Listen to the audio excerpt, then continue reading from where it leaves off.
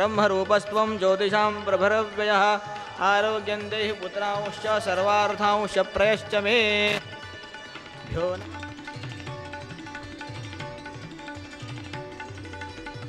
स्वस्ति नः पूषा विश्ववेदाः स्वस्ति नस्तार्क्ष्यो अरिष्टनेमि स्वस्ति नो बृहस्पतिर्ददातु अभ्यां परिवृत्तपत्रकमलैर्दिव्यैर्जगत्कारणैः विश्वोत्कीर्णमनेकदेहनिलये स्वच्छन्दमात्मेच्छया तद्योतं तव शाम्भवन्तु चरणं दीपाङ्कुरग्राहिणं प्रत्यक्षाक्षरविग्रहं गुरुपदं ध्यायेद्विभूषाश्वदम्. सद्गुरू माऊलींच्या चरणी नतमस्तक होऊन गुरुमातेंना वंदन करून इथे ग्रंथपारायणारंभी उपस्थित सर्व गुरुबंधू भगिनींना सप्रेम जय सच्चिदानंद. आज आपण पूजनीय सद्गुरू माऊलींच्या कृपा आशीर्वादाने या चातुर्मासात ग्रंथपारायण करण्यासाठी इथे उपस्थित आहोत. सद्गुरू माऊलींच्या कृपेने अनेक वर्षांपासून आपण चातुर्मासात ग्रंथपारायण करत आलेलो आहोत. एका काळी अशा या ग्रंथांची नावेसुद्धा आपल्याला माहीत नव्हती, तर पूजनीय सद्गुरू माऊलींच्या कृपेने आज ही ग्रंथसंपदा आपल्या घरी विराजमान आहे. श्री दासबोध, श्री भक्तिविजय, श्री हरिविजय अशा विविध ग्रंथांचे पारायण आपण केलेलं आहोत.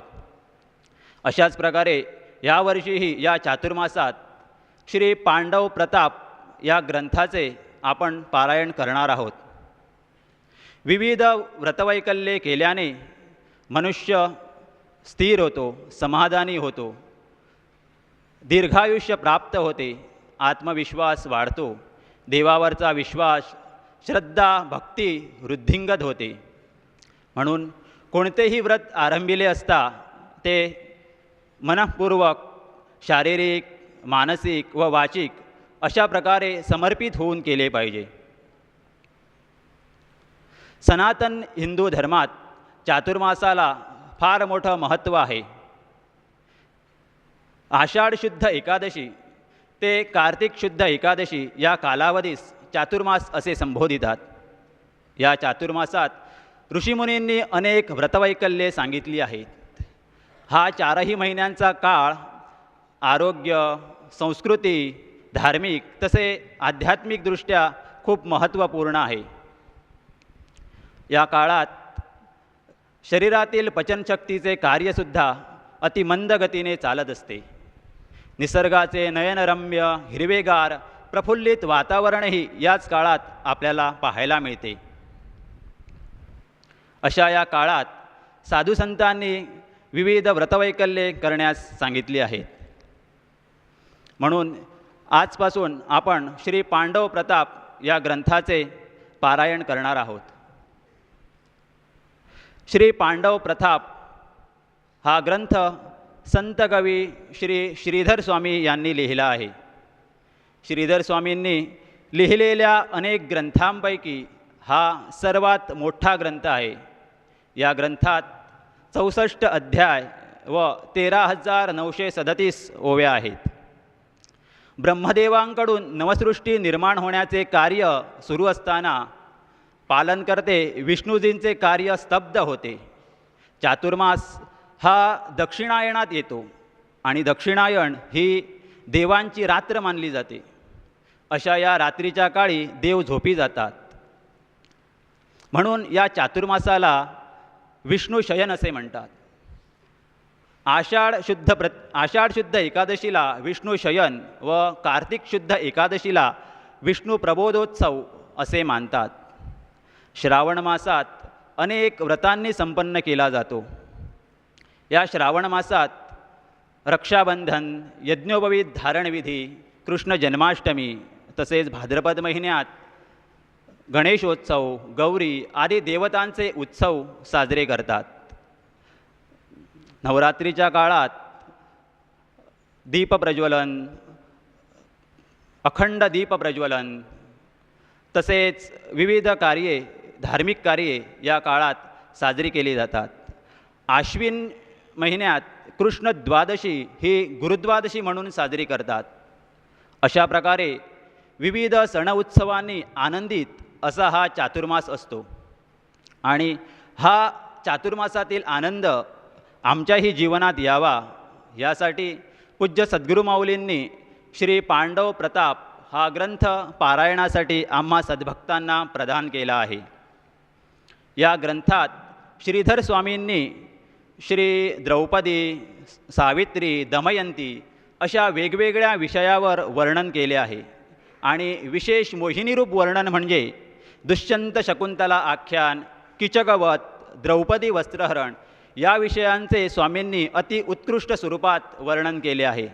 तसेच अतिकुशल पद्धतीने स्वामींनी हिडिंबा, बकासूर, दुर्योधन, जरासंध अशा विविधांनी ज्यांनी भीमाबरोबर युद्ध केले अशी वर्णने स्वामींनी साक्षात वाचकांच्या, श्रोत्यांच्या समोर अतिउत्कृष्ट स्वरूपात उभी केली आहेत. याचे एकमेव कारण म्हणजे स्वामींची अतिसुलभ, सुबोध आणि ओघवती अशी भाषा रचना होती. श्री रामविजय आणि श्री हरिविजय हे 2 ग्रंथ लिहिल्यानंतर स्वामींनी 9 वर्षानंतर श्री पांडव प्रताप हा ग्रंथ लिहिण्यास प्रारंभ केला. हा ग्रंथ लिहिण्यामागचा स्वामींचा एकच उद्देश होता की या ग्रंथातील, संस्कृत ग्रंथातील धर्मरहस्य, कथा सर्व स्त्री शूद्रादी सामान्य वाचकांसमोर खुले करावे, तसेच त्यांचा देवाप्रती विश्वास, श्रद्धा वाढावी यासाठी स्वामींनी हे ग्रंथ लिहिण्यास प्रारंभ केला. संत ज्ञानेश्वरादी संतांप्रमाणेच श्रीधर स्वामींचाही हाच हेतू होता. म्हणून संपूर्ण भारतातून, खेड्यापाड्यातून, 18 पगड जातीतून या ग्रंथाचे चातुर्मासात पारायण केले जाते. या ग्रंथात स्वामींनी पांडवांच्या चरित्राशी संबंधित असणारा भाग विशेष वर्णिला आहे. म्हणून या ग्रंथाचे नाव श्री पांडव प्रताप असे देण्यात आले. महाभारतातली विशेष भाग या ग्रंथात वर्णिला आहे. श्रीधर स्वामी हे या ग्रंथाच्या पूर्णत्वास जात असताना पांडुरंगांनी त्यांना साक्षात्कार दिला की श्रीधरा, श्रीकृष्ण निजधामाला गेले आणि स्वर्गारोहण पर्व हा भाग तू लिहू नकोस. माझा शेवट कुठे झाला आहे? मी तर पंढरीत उभा आहे. या दृष्टांताने, साक्षात्काराने श्रीधर स्वामींनी महाभारतातील शेवटचा भाग या ग्रंथात वर्णिला नाही. धृतराष्ट्र, कुंती, गांधारी हे अरण्यात राहायला जातात. येथेच या ग्रंथाची पूर्णता केली. श्रीधर स्वामींनी शके 1637 माघ शुद्ध दशमी या दिवशी पंढरपूर येथे हा ग्रंथ लिहून पूर्ण केला. असा हा महान ग्रंथ पूज्य सद्गुरूंच्या कृपेने आम्हा सद्भक्तांना पारायणासाठी लाभलेला आहे. सर्व शिष्यांना विनंती आहे की पारायण करत असताना काही नियम आहेत, कृपया आपण सर्वांनी लक्ष द्यावे. पारायण करत असताना शुचिर्भूत होऊन पारायण करायला बसावे. स्नान अथवा स्वच्छ हातपाय धुवून देवघरात पारायण करायला बसावे. पारायण करत असताना समोर दीप प्रज्वलित करून ठेवावा. तसेच तोंडाला किंवा पायाला अशौच जागी कृपया स्पर्श करू नये. अर्थात ग्रंथाचा अपमान होईल अशा कुठल्याच गोष्टी वाचकाने करू नये. तर आता इथे संकल्प करून आपण सर्वांनी ग्रंथपारायणाला प्रारंभ करणार आहोत. सर्वांनी ग्रंथ उघडून समोर ठेवावा. श्रीमद्भगवतो महापुरुषस्य विष्णोराज्ञया प्रवर्तमानस्य अद्य ब्रह्मणो द्वितीये परार्धे श्रीविष्णुपदे श्रीश्वेतवाराहकल्पे वैवस्वतमन्वन्तरे अष्टाविंशतितमे युगचतुष्के कलियुगे प्रथमचरणे जम्बुद्वीपे दण्डकारण्ये देशे गोदावर्याः दक्षिणे तीरे शालिवाहनशके अस्मिन् वर्तमाने व्यवहारिके दुर्मुखनाम संवत्सरे दक्षिणायणे ग्रीष्मऋतौ आषाढमासे शुक्लपक्षे दशम्यां तिथौ बृहस्पतिवासरे विशाखादिवसनक्षत्रे तुलाराशिस्ते वर्तमाने चन्द्रे कर्कराशिस्ते श्रीसूर्ये सिंहराशिस्ते देवगुरौ शेषेषु ग्रहेषु यथा यथं राशिस्थानस्थितेषु सत्सु शुभयोगे वणिजकरणे एवं गुणविशेषेण विशिष्टायां शुभपुण्यतिथौ. सर्वांनी माझ्या मागून उच्चारण करायचं आहे. सर्वांनी हात जोडून उच्चारण करायचं आहे. मम आत्मनः श्रुती स्मृती पुराणोक्त फल प्राप्त्यर्थम अस्माकं सकुटुंबानां सपरिवाराणां द्विपद चतुष्पद सहितानां क्षेम स्थैर्य आयुः आरोग्य ऐश्वर्य अभिवृद्ध्यर्थं समस्त अभ्युदय अर्थंच विजय अभय आयुः आरोग्य मंगल अवाप्यर्थम अखंडित श्री सद्गुरुकृपा प्रसाद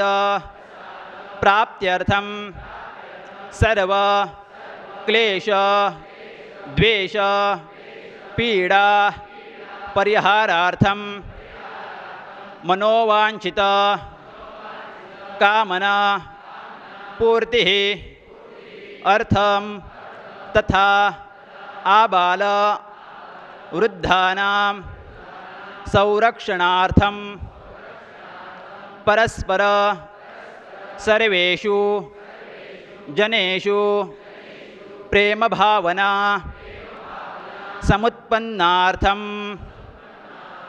अधिकाधिक ईश्वरी कार्येषु भावना उत्पन्नार्थम अस्मिन् चातुर्मासे श्री पांडव प्रताप ग्रंथस्य पारायण कर्मम अहम करिष्ये. आता सर्वांनी पहिल्या अध्यायातील सुरुवातीपासूनच्या 51 ओव्या वाचायच्या आहेत आणि या ग्रंथाचा प्रारंभ करायचा आहे. सर्वांनी एकसाथ वाचण्यासाठी सुरू करावं. सुरुवातीला मंगलाचरण सर्वांनी उच्चारायचं आहे.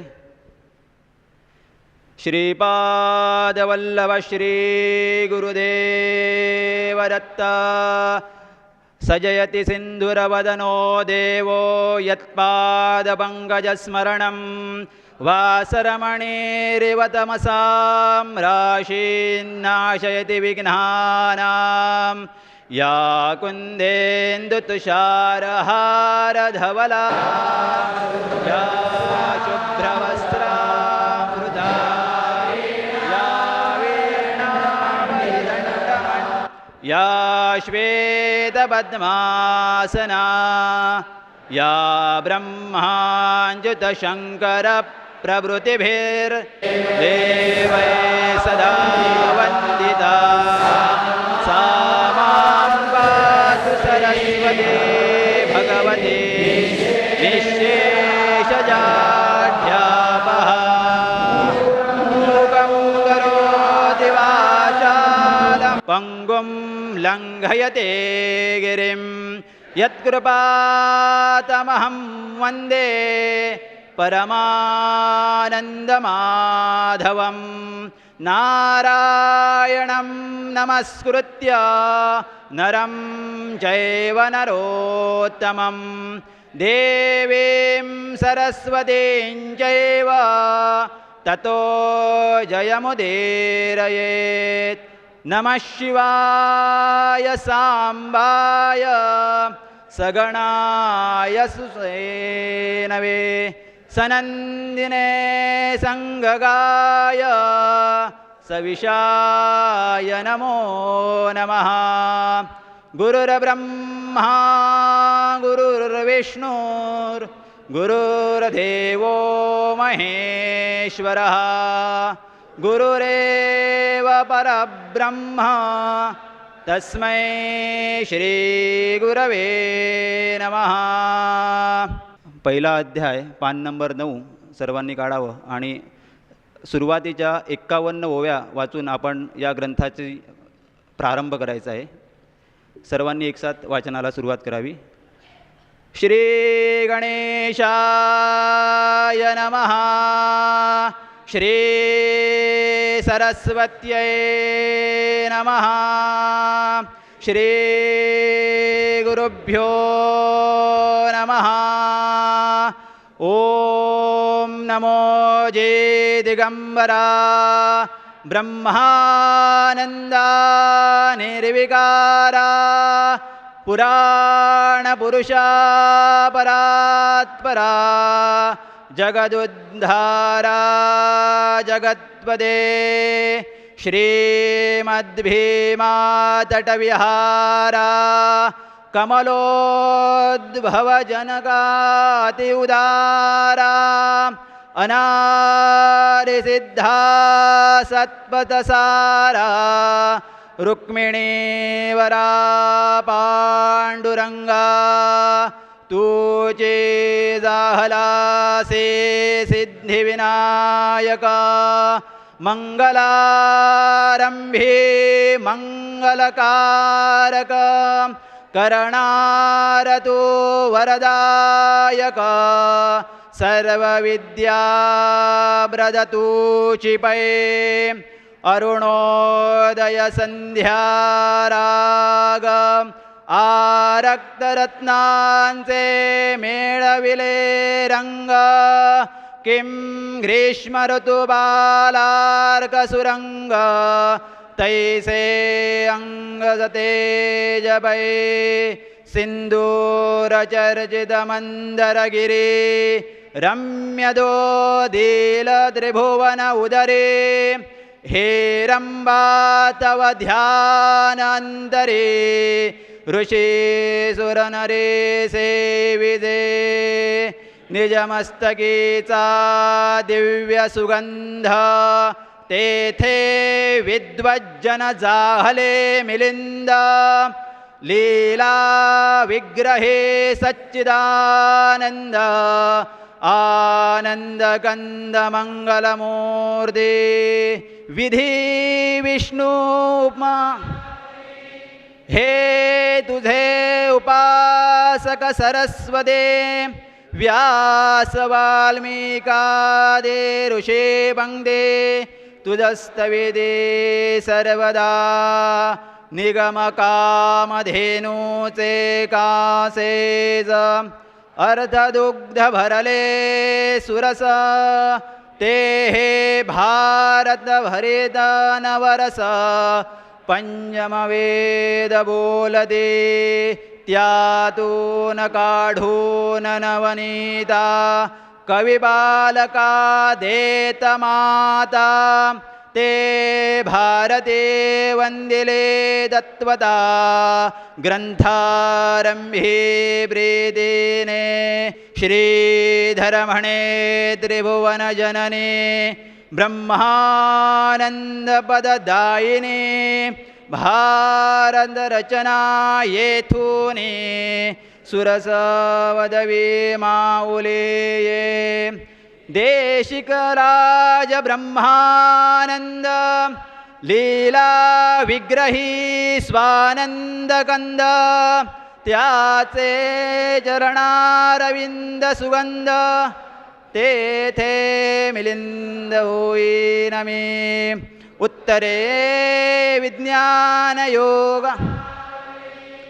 अनुभव कृष्णा दक्षिण पारे मध्ये भीमरथे सुंदरे ब्रह्मानंदे वाहतसे जे का दक्षिणद्वारावदे पंढररेजी त्रिभुवने कीर्ते जेथे विराजे पांडुरंगमूर्ती भीमरथे तिरे सर्वदा त्या पांडुरंग क्षेत्रे निश्चय ब्रह्मानंदयते समाधिस्थ जो वेदांत ज्ञाने अद्भुत महिमा त्याचा न वर्णवे जे कवीर मुरविलासिनी आदिमाया त्रिजगज्जननी तीचानुग्रहबोध धरणी हृदयाकाशे उगवला भेदकोल्हासुरसंहारके निजज्ञानामृतदायिके श्रीधरतान्हे कौतुके ओ संगाघेया पुल्या पाजुनिया प्रेमपान्हा बोलवे पांडव प्रतापरचना ते आदिमाया विष्णुललना ब्रह्मानंदे वंदिले वंदोतो दक्षिण केदार रत्नांजल विलासे प्रतापशूर करे दैत्यांचा संहार दक्षिण दिशे बातला जो भक्तांचा सौम्य शीतल दैत्यांस भावे प्रलयकाल ऋषी सुर नर सकल पदकमल वंदिते सदा बोलसे ध्वनित गुह्यार्थ तरे अबलांस नकळे यथार्थ तरे थोडक्यात रस उद्भुत कथा समस्त ब्रह्मानंद पुत्र श्रीधर सकल कवे संतांचा किंकर साष्टांग घालोने नमस्कार म्हणे सादर मरीसाता उग्रश्रवालो महर्षणी शौच अपारमने सुदास भुजदे नैमिषारण्ये भारत निरोबिया महादे जो वैकुंठ नारायण तोच वंदरला कृष्ण द्वैपायन तेणे शब्द ब्रह्मबंधून भारत सार काढिले 60 लक्ष महाभारत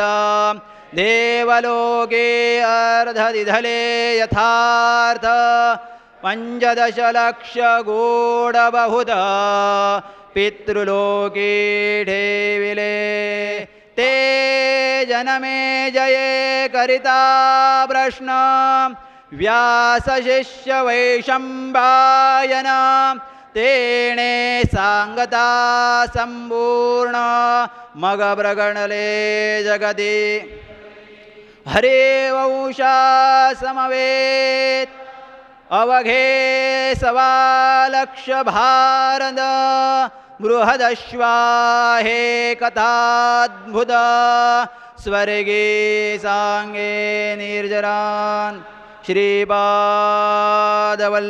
श्री गुरुदेव दत्त. आता सर्वांनी सद्गुरु प्रदक्षिणा सर्वांनी म्हणायची आहेत. धन्य धन्य हो प्रदक्षिणा सद्गुरुरायांची झाली स्वरातुर.